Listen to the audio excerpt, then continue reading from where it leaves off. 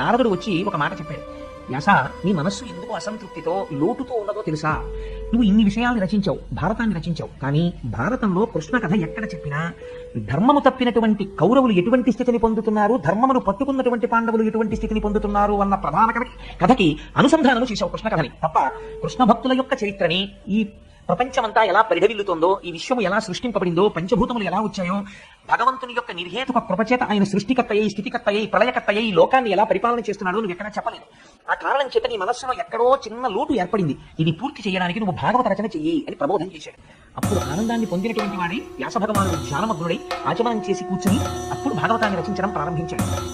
ఇంత చేసిన తరువాత ఏది చెయ్యడం మిగిలిపోయిందని వ్యాసుడు నైరాశ్యం చెందాడో, ఏది అందించడం చేత తన జన్మ సార్థకత పొందుతుందనుకున్నాడో, ఏది అందించిన తరువాత, ఏది తెలుసుకున్న తర్వాత మనిషిలో ఒక గొప్ప మార్పు వస్తుందో, కొన్ని కోట్ల జన్మల నుంచి మనసు ఏది పట్టుకోకపోవడం వల్ల అలా తిరిగిందో, ఏది పట్టుకోవడం వల్ల మనుష్య జన్మకి సార్థకత